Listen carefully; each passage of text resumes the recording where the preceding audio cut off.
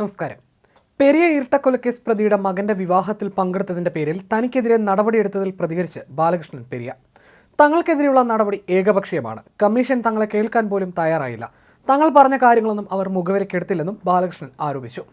രാജ്മോഹൻ ഉണ്ണിത്താൻ ജില്ലയിലെ കോൺഗ്രസിനെ തകർത്തെന്നും DCC president PK ഫൈസലും തനിക്കെതിരെ പ്രവർത്തിച്ചെന്നും ബാലകൃഷ്ണൻ പെരിയ പറഞ്ഞു. ഉണ്ണിത്താൻ ജില്ലയിലെ കോൺഗ്രസിനെ തകർത്തു. മതപരമായ സംഘർഷത്തിൽ നിന്ന് മുതലെടുക്കാനാണ് ഉണ്ണിത്താൻ ശ്രമിച്ചത്. ഇതിനായി നെറ്റിലെ കുറി മായ്ച്ചു.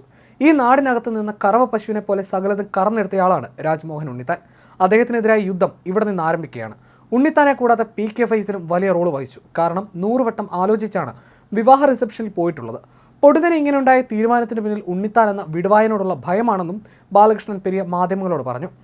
പെരിയ ഇരട്ടക്കൊലക്കേസ് പ്രതിയുടെ മകന്റെ വിവാഹത്തിൽ പങ്കെടുത്ത 4 കോൺഗ്രസ് നേതാക്കൾക്കെതിരെയാണ് നടപടിയെടുത്തത്. KPCC സെക്രട്ടറി ബാലകൃഷ്ണൻ പെരിയ, മുൻ ബ്ലോക്ക് പ്രസിഡന്റ് രാജൻ പെരിയ, മുൻ ഉദുമ മണ്ഡലം പ്രസിഡന്റുമാരായ പ്രമോദ് പെരിയ, രാമകൃഷ്ണൻ പെരിയ എന്നിവരെയാണ് പ്രാഥമിക അംഗത്വത്തിൽ നിന്നും പുറത്താക്കിയത്. പരസ്യമായി രക്തസാക്ഷി കുടുംബങ്ങളെ അപമാനിച്ചുവെന്ന KPCC അന്വേഷണ റിപ്പോർട്ടിന്റെ അടിസ്ഥാനത്തിലാണ് നടപടി. കേസിലെ 13ാം പ്രതി N ബാലകൃഷ്ണന്റെ മകന്റെ വിവാഹ സൽക്കാരത്തിൽ പങ്കെടുത്ത കോൺഗ്രസ് നേതാക്കൾക്കെതിരെ രാജ്മോഹൻ ഉണ്ണിത്താൻ MPയാണ് KPCCക്ക് പരാതി നൽകിയത്. KPCC secretary Balakrishnan Periya, UDF Uduma മണ്ഡലം കമ്മിറ്റി ചെയർമാൻ രാജൻ പെരിയ, മണ്ഡലം പ്രസിഡന്റ് പ്രമോദ് പെരിയ എന്നിവർക്കെതിരെയായിരുന്നു പരാതി. രാഷ്ട്രീയകാര്യ സമിതി അംഗം N Subramanian, general secretary PM Niyas എന്നിവരായിരുന്നു അന്വേഷണ സമിതി അംഗങ്ങൾ. 38 പേരിൽ നിന്ന് അന്വേഷണ സമിതി മൊഴി രേഖപ്പെടുത്തി. കൂടാതെ കൊല്ലപ്പെട്ട യൂത്ത് കോൺഗ്രസ് പ്രവർത്തകരായ കൃപേഷിന്റെ പിതാവ് കൃഷ്ണനും ശരത് ലാലിന്റെ പിതാവ് സത്യനാരായണനും മൊഴി നൽകിയിരുന്നു. പെരിയ ഇരട്ടക്കൊലപാതകത്തിന് ശേഷമുണ്ടായ സംഘർഷ കേസുകൾ നടത്തുന്നതിൽ DCCക്ക് വീഴ്ചയുണ്ടായതായും അന്വേഷണ സമിതി കണ്ടെത്തിയിരുന്നു. CPM കള്ളക്കേസിൽ കുടുങ്ങിയ കോൺഗ്രസുകാർക്ക് നിയമപരിരക്ഷ ഉറപ്പാക്കിയില്ലെന്നും സമിതി കണ്ടെത്തിയിരുന്നു. സംഘർഷ കേസുകളിൽ ഒരു തരത്തിലുള്ള നിയമ പിന്തുണയോ സാമ്പത്തിക പിന്തുണയോ പ്രവർത്തകർക്ക് നൽകിയിട്ടില്ല. കാസർഗോഡ് ജില്ലയിൽ 25ഓളം രക്തസാക്ഷികളാണ് കോൺഗ്രസിനുള്ളത്. ഇവരുടെ കുടുംബങ്ങളെ അവഗണിക്കുന്നു തുടങ്ങിയ ഗുരുതരമായ വിമർശനങ്ങളും റിപ്പോർട്ടിലുണ്ടായിരുന്നു. രക്തസാക്ഷികളുടെ കുടുംബത്തെ നേരിട്ട് കണ്ടായിരുന്നു 2-അംഗ അന്വേഷണ സമിതി റിപ്പോർട്ട് തയ്യാറാക്കിയത്. പ്രതിയുടെ സൽക്കാരത്തിൽ പങ്കെടുക്കുകയും സൽക്കാരത്തിന് സൗകര്യം ചെയ്തു കൊടുക്കുകയും ചെയ്തതിനു ശേഷവും പരസ്യമായി രക്തസാക്ഷി കുടുംബങ്ങളെ അപമാനിച്ചുവെന്നും KPCC ചൂണ്ടിക്കാട്ടി.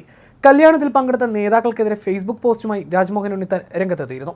അന്വേഷണ സമിതിയുടെ നേതൃത്വത്തിൽ സമവായ സാധ്യതയ്ക്കുള്ള ശ്രമം നടത്തിയിരുന്നുവെങ്കിലും വിജയിച്ചിരുന്നില്ല.